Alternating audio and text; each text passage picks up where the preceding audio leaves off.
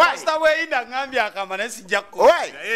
Kakati I saw of them kama abayambye buyambi. Pasita Kayanja oloyali wa. Era ne yali mu kiwempe kye wali eri. Actually mu garage by that time litanakuba wo kiwempe. Yali mu garage nga abantu bajja n'aba counseling irawo, akola counseling n'alagulawo n'abasabirirawo mu garage awo Lubagaawo.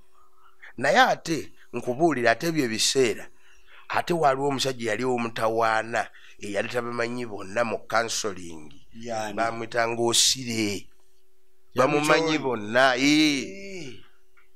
bamumanyi bonna Osire yayitanga n'amanya si byakakati ng'omutukako bannagamba gwe gundi ova jini yaddawa ali mu Bugereza emanyi situation embeera egenda n'egira yaddako eyo and again ne Musumba Kayanja nyini the pastor yali mukulu we Bishop Makumbi. Yes.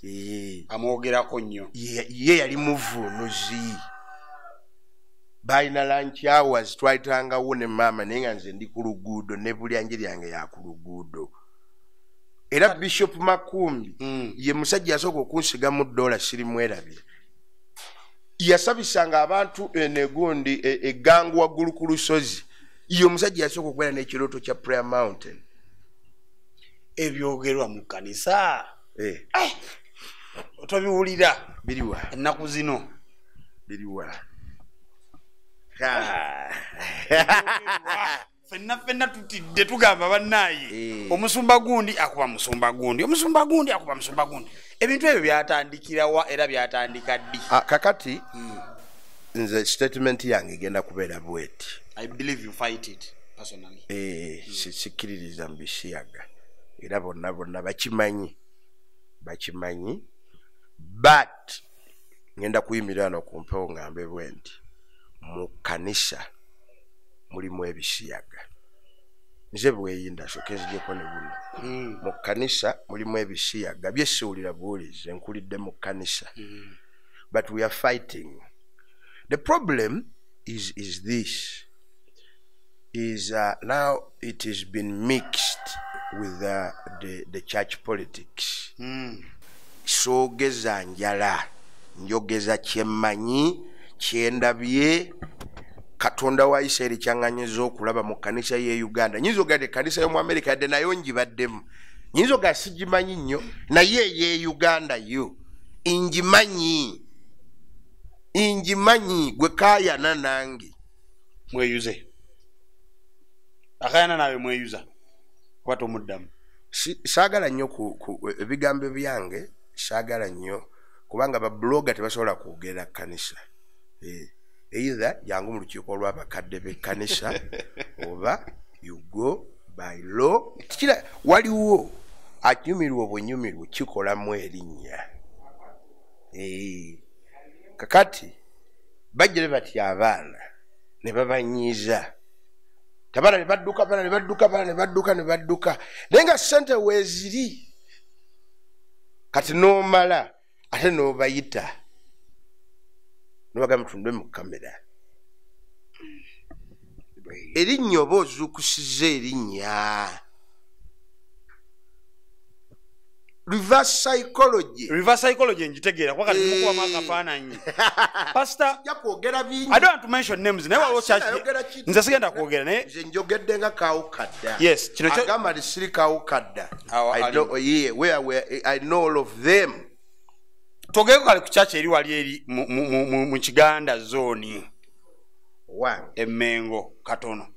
Kuba ndoza yasparkinze off n'agamba mba temusobola kulwanyisa kugoba Bisiyaga bwe mba temusobola tuwa sente leka Bisiyaga bazituwe. Nimbye twamuwuliddeko naye sisuubira nti yakyogedde bwati yakyogezza busungu manyi kakati yakola dda byonna. I don't want to mention names here but bategeera yakola dda byonna in the beginning. Ekintu ne kikola ki ne politics omanyi gwe bw'obanga bozanya nabo nga bakusinga amagezi ne bw'oba n'amafuta kati bonna bukwabo bonna lwabasinga amagezi era nkuba akaama ebintu byaffe bya kintu kikulu wabo bonna waliwo abasinga era yabaziemu dda naye ate ku mulundi guno n'okusaatuuka empola ekintu kikyuseemuuko ekintu kikyuseemuuko mangi kya 2010-12 ekyabasigundi nankani male kati kino kikalubyemukko kino ekyakaakati kyatuuka mpola kubanga bayibuli erina olunyiri olugamba none was feeble among them kitemwali munafu mu bo generation gye tulimu kati kanisa yabo tekyaliko ti oyo yeka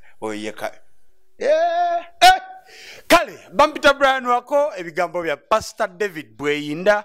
Interview eno ebadde extensively because tubadde twagala okutunula right from music career then to church kuba church kyekisinga obukulu nte ogamba abantu musumba gyembeera nti no generation egenda okuddako egenda bonaabona nnyo because abasumba balemeddwa okuteminga n'okufuga generation eno eriwo.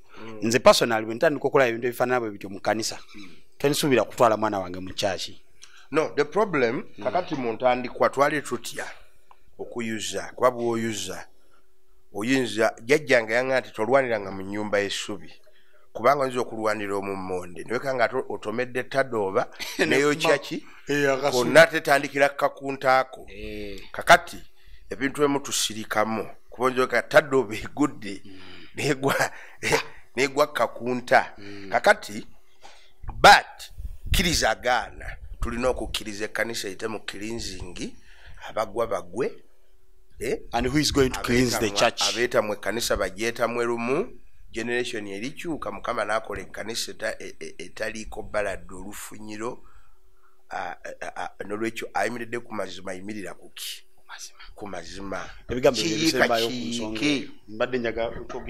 ekkanisa ogiyiwa toyiwa kkanisa eseera kituuse ekkanisa kuba kati ekkanisa ye Uganda egenda mu second generation kanisa ye Uganda eri mu first generation. All the pastors here today bonna be baasooka teri gwogamba nti ono yagenze n'alekera gundi bonna nga be baaliwo be bakyaliwo mu Ndeeba be bakyaliwo kujja omutume balabye ekkubo bwe yawummula there's a second generation kale tenga mutuma akyaliwo yandibadde like in his probably 60s yandibadde era akyabulira late 60s so bonna mulembe gukyali there's new roots coming up mulimu abapya abajja abasituka we are monitoring them naye bw'oba osituka make sure nti buli kyokola oba kulagula oba kubuulira you are basing everything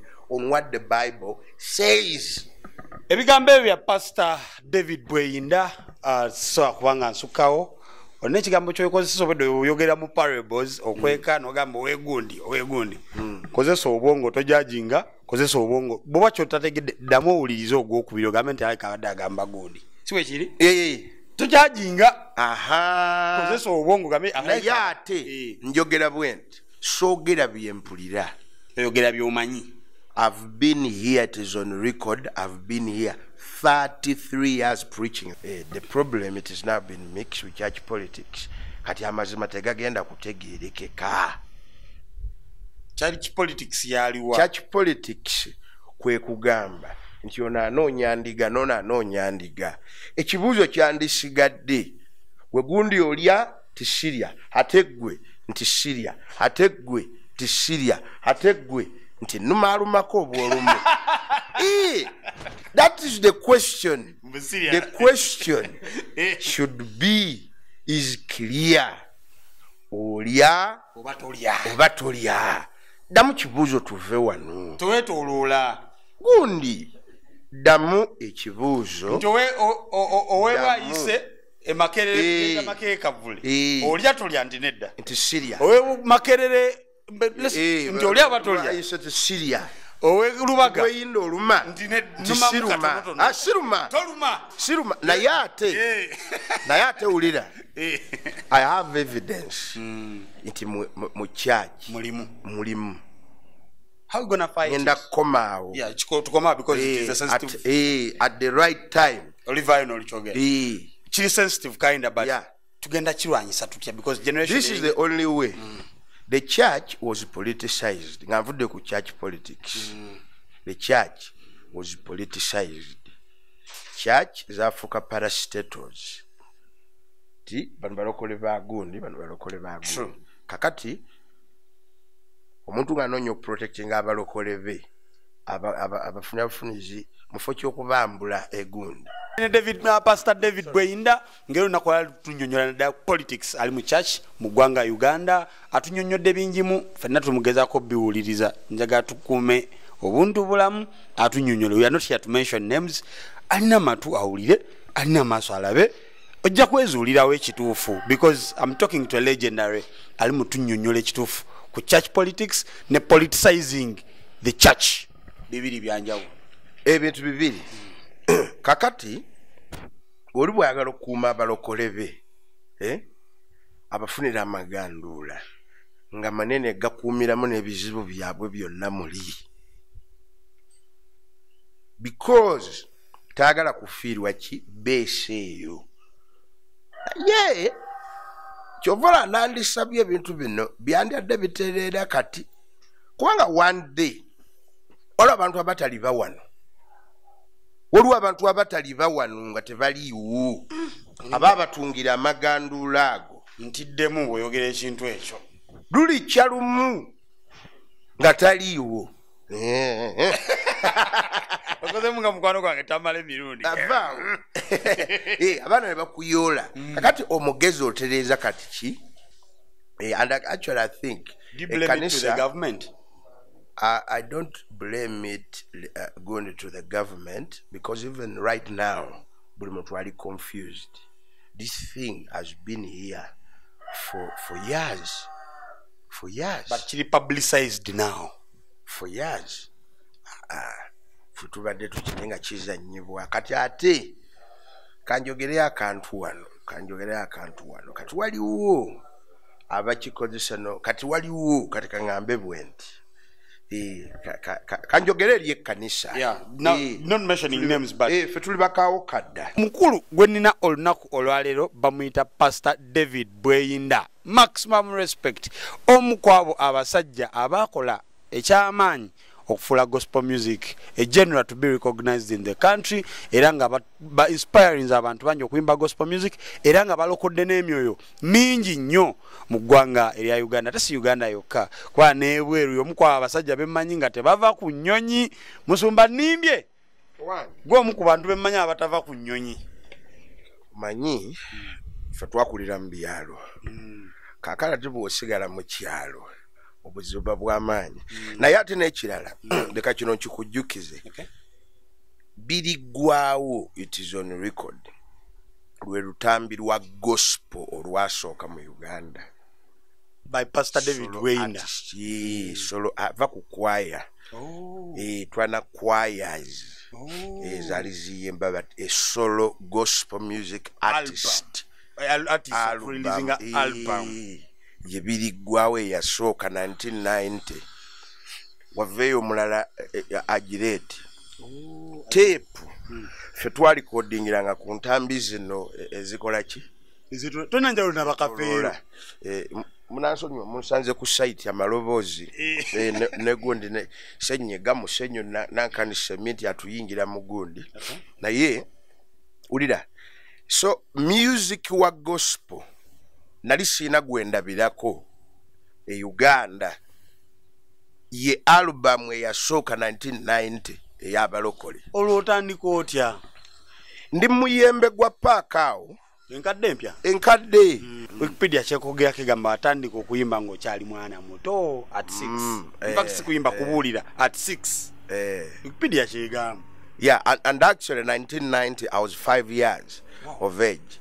Ndiao, and actually me I have gund nina videos nina ebifaananyi moyo omuntu lwayagala okwenyonyolako omusana wayi gutuli bubi oba tutambule eno waggulu tuveeyo mbadde njagala tubeere free mpola mpola tusoke tuddemuko wali otunyonyole eno then tukirye mpola mpola Musumba omusana tigugenze negungwa gundi now 1990 ndi awo waggulu wa paaka nze nali sina na kirowoozo na kirikoodi 5 years omusajja bameta Festo Kasajja soma bamuwulirako ye music promoter yasooka mu Uganda Festo Kasajja suukira jjojozi opposite waliwo Nick opposite yafulumyanga basudde n'omusajja ne Matiyo bakakumirizi abalala abo Kasajja nga ali opposite niki yali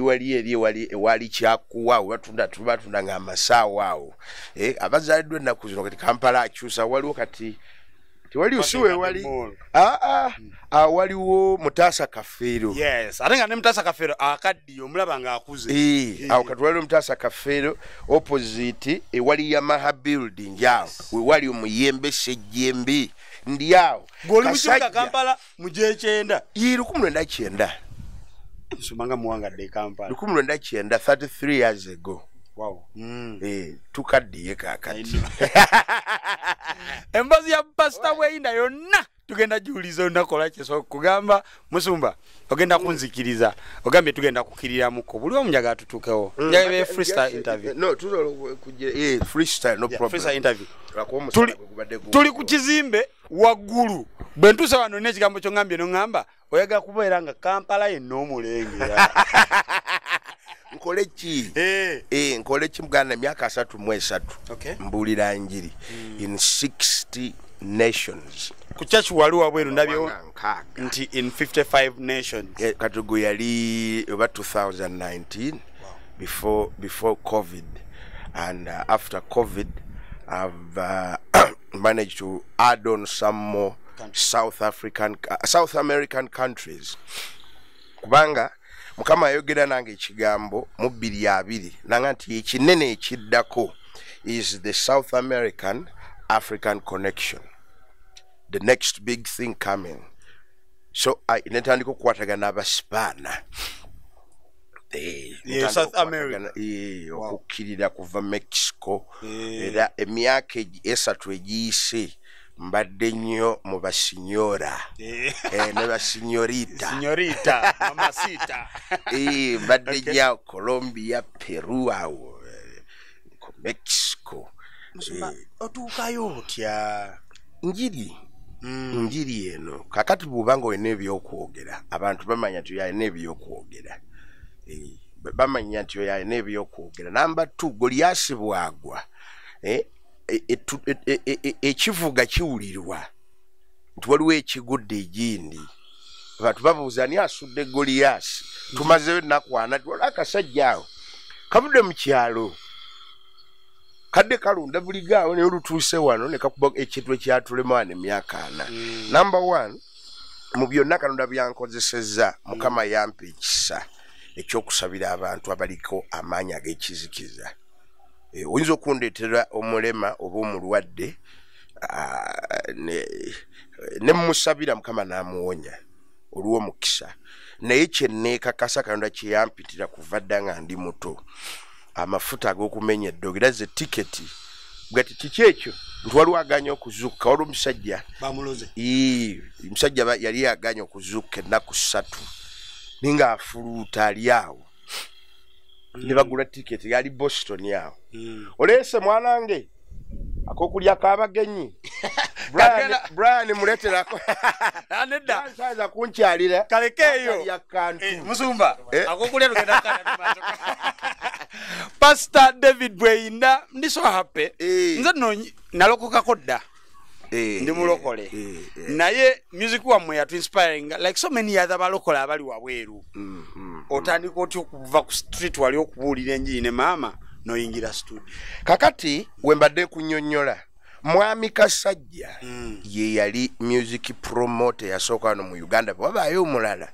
mumumbulire bwabaayo omulala atali Kasajja Festo bamumbulire bano bonna kwe bakopa bakasiwukira babala bana ne Lusini agenza okujja mwami Ndawula waggulu wa paka abona bekisizoni atabo industry tebagitegeera namu bulungi industry we yajjire ekisizoni industry ngate ekikajjo bakiridde mu kisupu supu babala mbali muzanyi ebiseere bisebo ate kyaliwo wakwatanga radio nokwata TV ati CBS yaliwo waliwo Radio Uganda ne UTV bukwata Radio Uganda okubye gwanga lyonna emalayo paka Gulu emalayo paka Kisolo emalayo paka Mbale bukwata UTV egwanga lyonna oboli sanikidde mwami Kasajja yajja nangamba nali nyimba zange oyo Yesu bwe yayitake Masajja ndi awo nyimba nayimirira mu muyembe bwate nasirika nabanga dayazizo okuwulira enjiri nensabira abantu nemaliriza najja oluvanyuma nagamba nja kwogera koko kuso nalina abayayi bange ab'okupaaka nkitegeera kuva dapaka inako abayaye nga bw'oloberaawo basala ensawo bagira ki basikasika tewali okusika busibu naye ensawo waleti ebyo biki nakanyawo n'abayayi bange bo baali banzikiriza nava nabo mu Owino kuba natandikira mu Owino nenzijja bwenzira eno oluusi nembeera mu lujja lwa paaka awo nga bwentambula mu kibuga mwami Kasajja ngamba nti ennyimba zino zoyimbye oziraba singa tuzikwata ne tuziteeka ku teepu okimanyi bannange wajjoyinza okusibira nga zisikirowooza nako naye ate ye yali aloose bizinesi ki modo nze nga sigiraba era yakola sente nnyingi nnyo nga bwizikola mu naye ng'ate nze nfa bannayiraba erinnya ligeze ate ne maama indasitule twali tugitegeera bwetambula ye ng'agitegedde kubanga omulimu gwabwe gwe basooka okukola ne Nick nga baleeta ennyimba gunteepu z'abakongo kati nga Nick alina ekyuma wansi ezooza ekyoza ennyimba ezo era ng'oluusi abakongo bajjaawo ne babanoonya naye nga bakikukulire musajja ng'ali ogwo mu ggwanga lyonna nga kifulubya teepu oba 8 buli dakiika ndoozi 3 obadaka sitajjuge ne ina sebe ekyuma ekikuba teepu nga mala nazitunda we kati ngate ba artist be Uganda jukiri bibiseera ne bano benyini ba big 3 ba tebaliwo at that time waliwo kadongo kamuwa folio mukadde ba Matia Luyima bakakumirizi bakafero batandikiriza okukaba amaanyi era actually Livingstone Kasozi Livingstone Livingstone yasooka Kasugundi kafero Livingstone yaliwo ye sema kadde wenamuna yasema kadde basajja abo be baaliwo awo kakati Kasajja mubuuza tutugenda kikola tujaga gwe kindekere waliwo ekyuma gundi yakireese nga kiringanga kya projector waliwo omusajja awo bamwetanga gundi waliwo Sekabba n'omusajja omulala mu Kyoli musajja mwerabidde kati omusajja nga gwe tofaayo ekyuma gye kiri wansi eno tugende gwe tofunemu kakati sente ate gwe kindekere gwe kyoba olinda kula teepu yo ng'ekoze ng'efulumye wedde ennyimba zo ziri ku teepu namuga tugende nga ndooza byakusaaga nga njiramu awo nkwatamu awo ngenda okuwulira ngenda okuwulira oluyimba balupuleyinga nga zisiyimba. It was a miracle. I know. Something new. Something new. Ngenda okuwulira neewulira ate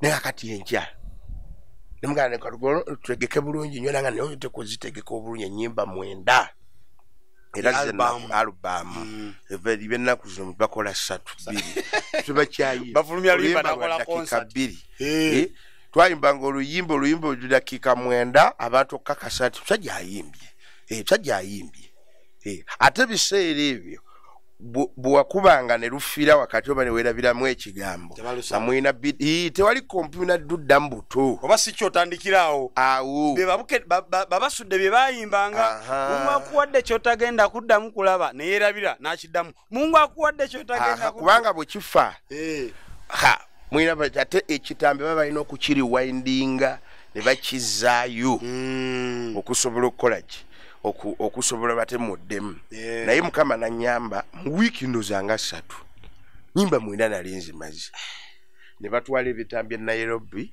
kati ne bakonvatinga okuva ku bitambi ebyo bya projector ziri enkadde nazirabako kundi ebintu bibanga firimu za kamera ezidda ebyo bitambi nabitwala e Nairobi kati ne bakola master nekomawo nga ne bakola master ne bakola CD teyaliwo bakola ulo tape ne bakoma ne master tape musumba tukirie mpola ono katukulembere master katukulembere musumba ne bakoma ne master tape koma ne master tape tugenda yimiryako wano musumba katono ebisigade byonna tugenda bimaliza wano wetuli ali mukutulaba wenna tuli ku church house eya Pastor David Bweyinda angambye nga nakatuuka ayaga wakiriba amiryengano ngalengera Kampala ekyo sijja kyerabira nkiyize musumba this is kind of costly it is kind of costly but for a person who has been in the business for quite some time you deserve it olwekisa kya Katonda mukama badda nyambye you see you choose to either go high or to go far kyenyizo gago gospel artist yali eyo bwe yagala obulambulukufu bwakyo ndi kikunyonnyola olulala you choose to go high or go far mu byokola byonna londawo I think tekikubayimbi ba gospel boka it applies to everybody you choose either to go high. Some young people agenda going high.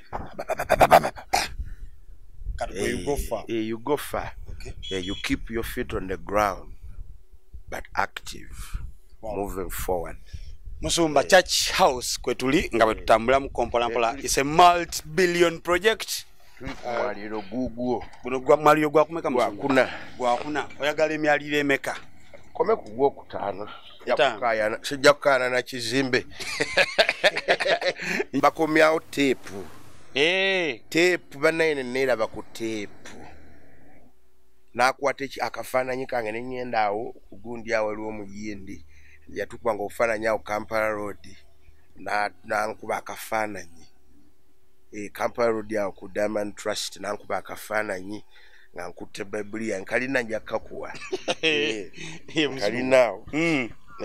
Ne tugenda ku gundi kuki waliwo omusajja kuba ebiseera tewaliwo nasa nti wano we bakubira empapula nasa zimuje kyenda mu mukaaga waliwo omusajja awo yali awo waggulu nga weekiyemba awo nga ajjamu kopi naye era nzijukire ya designinga era naye yali Nairobi eyo eya designinga yali Nairobi tutano musumba mpola eya designinga yali Nairobi eyo ne bakola akapapula ku tape mu Uganda tunafuna nasawo ne balete one sente ng'omuyimbi kakati wentegerera nga sales tazitunyonnyola bulungi kakati oluusi twakolanga gundi concert musumba tugendawo oba gwonna tuyimirie wano eno munda yange abakulu mujebale nzije tulye kawunga waliwo akayite alafayiwa afa kozeta ikinya kyekigenda maaso ono yeyinginiya azimbye church house ono mutani wange Kiwa era talina kyatazimba akakolera akagundi ekyo kive amaje kyekiriwo musumali sofine n'abakozi bo how come ono munnakyoto munnakyoto yafumba essala afumba essala sajja basulira ddala bagwana olwekyo tewekanga nnyo obufaliso na biki ate kirina tabu musumba tuula wano naffe zigenda kugundi eddako waggulu kati emboozi ekwejje wenjirira kubanga yagiranga yatunze box 5 n'abagamba ne tutunze box 10 n'abawa emitwalo 10 n'abawa bwatyo kubanga tetwalina we twawandiika obuuka otya wembuukira waawano nga ndaba atandise oggula olaba ebizimbe ebyo byonna okuva awo ku Nakivubo Bbulu okutuuka ku Owino ebyo byonna bizimbe byakasajja olaba okuva awo ku Nakivubo Bbulu akasaawa ako okugendera ddala omukululo ogwo paka eri tonnabuuka obuuka amaze bigula andi kati maama tunyumirwa bunyumizi ebiseera ne jamu yakwatanga nga tuli mu kibuga ntambula kako kwegamba bino ba John Black ba Fik Fameka be balimu ne bamulaba ali ku street si bipya ani yali akwasiza ku jamu wano ku luguudo loza Bobby Wine kako naye bakasajja kakulu kako na bukonyi obawulira boogera myaka 6 nagenda okuyingira 1991 okuggwako nga sikyayinza actually nakukomawo okubulira njiri yange yakuluguudo ne state council yankwata nako blocking people bantu tebakyakola bantu mwami Christopher Igaye Abantasa yali meya wa Kampala ebiseera ebyo mwami Iga bw'oyogera bw'oti abantu bayinza olowooza nti Musumba oluwadda nnyo emyaka olinemu ngenda koona sebo ngenda bwe ntunula bwe generation I'm clicking a generation. What do you mean? How many years? A generation is 40 years. I'm 38 years. Siri mwana muto sebo 38 ebintu byolina Musumba